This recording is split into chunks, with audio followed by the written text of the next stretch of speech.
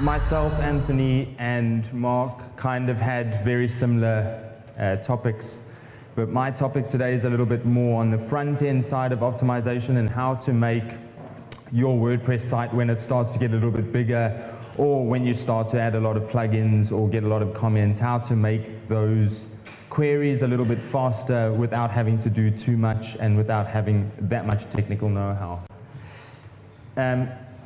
Nowadays, when we think of websites, they're no longer what we used to have in terms of, we used to have a little simple blog, we put up pictures of cats playing Star Wars, or a bit of content that we found. Nowadays, we want fancy sliders, we want responsive video, we want to have everything that everybody's got on their big website on Facebook. But we don't think about what that does to our load speeds and what it does to your viewer. I, at home, have a 4 meg uncapped line that works really well, but you might still be working off a standard 384 line. You might be viewing somebody on a 20 meg line in the UK. Those things all have an effect, and you as the owner of your website have to think about that. It's all great if you have a big fancy server or a nice dedicated server like what we do, but for the common user, the common blog, that's not the case. So the first thing to think about is load speeds. When you install a plugin or you install a theme from Woo Themes or Obox, all of those themes have tons of JavaScript files, tons of CSS files. Those all load different, your plugins, your responsiveness, your fancy fonts. And if you, I don't know how many of you use Mac or use Safari, but there's a little developer toolbar at the bottom and it shows the load speeds. If you load up most websites, you'll find that going through everything, you're loading anything from 1 to 10 seconds of loading different JavaScripts, different files. Then you've got your images, and then you've got, and I'll get into it a little bit later, you've got your MySQL queries for comments, etc. All of those work fine if they're running off your shared host, but the moment you now start to use something from, let's say, Typekit, or you use Google to push your jQuery or whatever your files are, if you have any issue connecting to that in that space of time while your site loads, it can put your site load time down to 8 seconds, 9 seconds. And in the industry, I've been working in it for nearly 15 years now, as young as I am. You will see that if you can't get your audience in the first few seconds, you've lost them. So if you want visitors and you want to keep them coming along, the most important thing is to keep your load speeds down.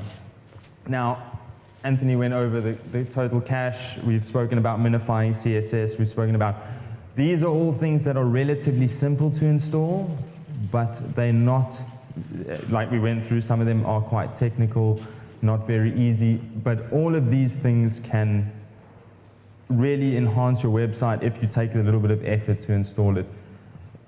Excuse me. Anthony's, excuse me guys, Anthony's talk was more on the technical side. So it was about, thanks Anne. It was about if you have server access, you can change a few features. That doesn't help if you're a shared host. If you're a guy that writes a blog, you have 50 or 60 Rand a month to pay for hosting. You don't have the time to go into all of that. You can still use these features. You can still use this functionality. It's not going to be as advanced. It's not going to be as fast, but these are available to you. Just in testing while I was here, we've had a lot of people on the internet, obviously, so it hasn't been fast. These are actual times that I used on one of our test cases while sitting here. The first site ran on Woo Themes' Canvas 5 with a couple of modified plugins, etc. It loaded in 8.97 seconds, and that was before all images were rendered. That when I turned the plugin back on and got it running, we managed to bring it down to less than 3 seconds. And that is a fairly simple, that wasn't having full server access, that wasn't having things like, being able to install APC. That's just a standard shared host with standard WordPress minifier included. There are pros and there are cons to this. Obviously, the pros being having a faster loading website means you get more users. The cons being if you load a lot of external CSS, like Typekit, for example, you install a JavaScript file to load web fonts. What that does is it pings Typekit's server, brings back an external CSS file, and that gives you your web font. This plugin doesn't work for that. It also doesn't work really well with, I don't know how technical some of you are in terms of CSS, but you get what they call CSS imports. So you take a file, you create one file, and you import all your CSS. WordPress Minify, on a basic level, doesn't know how to handle those. So it can put your order in the wrong way around, and you'll find that you're going to have CSS that's not loading correctly. You're going to have issues. Oh, sorry guys, I'm a bit ahead of the curve there. The other thing to take note of with WordPress, well, with the W3 Total Cache is when you deploy, and we had this issue the other day when I was working with Lightspeed. Caching is great. It means that all your files are static, everything's loaded really quickly, we've got no issues, but all of a sudden you roll out a new website or you roll out some changes to your website and you refresh like mad and it works fine in Safari, then you pop into Chrome or into Firefox and you're going to check and it seems to be okay and there's a few little things, and then you open up our web developer's favorite friend, Internet Explorer, and for some reason everything that you've done just is not there. Now if you're live and this is quite a big client, that can be an issue, especially when, even though Internet Explorer doesn't hold the entire browser, I forget the word now, but you know what I mean. Nowadays, Internet Explorer is 20 or 30% of total viewers, but the fact is that you've still got corporate networks, you've still got your big companies that don't allow anything but Internet Explorer, and if your site's broken on that, the first thing to check is things like your minification and your caching. We found out after 3 hours of tearing out hair and uploading files again that it happened to just be a caching issue just with Internet Explorer. So those are things to take into account when it comes to using plugins like this. My favorite thing at the moment, and not many people know about it, well, some people do, some people don't, is what WordPress has introduced now, and that's the Transient API. So previously, Mark and Anthony all spoke about the number of database queries that your website uses. For example, when you load a WordPress nav menu, the ones that you set up in the back end that are all drag and drop, and those are fancy, for a standard menu, home, about, contact us, etc., the minimum number of queries to the database is 5. So let's say you add a top menu bar, you add a footer menu bar, and you add one in the sidebar. Before you know it, you've racked up already 20 or 30 queries. Now, I don't know about you, but websites on my site, the menus hardly ever change. So what the Transient API does on WordPress side is it acts as a cache for your media, for your MySQL queries. So basically, you'll see I've given a little thing. That's just a test on our test sites. You know, it shows the number of queries that the database is making. That page load had 201 queries to the database. Now, that doesn't sound like much in terms of a website because, let's be honest, dynamic websites do have a lot of queries. But if you have 1,000 people hit your website at the exact same time and you're doing 200 queries, that's 20,000 queries that are going through to your database. And if you're on a shared host, that's going to have an issue. So what the Transient API does is it takes your whole query that you've now done and it stores it in one single row in the database. So it becomes a static. Let's use the menu as an example. Your menu is an unordered list. It takes that entire HTML structure and stores it as a row in the database. So when you now load that page and that menu loads, it's actually just loading that single query. It doesn't have to query. It doesn't have to do any MySQL joins. It doesn't have to do anything like that. This on its own, in testing that we've done with one of our sites, brought down load speeds from anywhere, they were sitting at about 7 seconds on the dev side, brought it down to 3 seconds, and that was just by adding the Transient API to menu calls, to static content that you're querying the database. So let's say you have a little sidebar element that has quotes that comes in, or you have a sidebar element that pulls in your favorite image, or one of 3 images. Those images are never going to change, or they're not going to change frequently.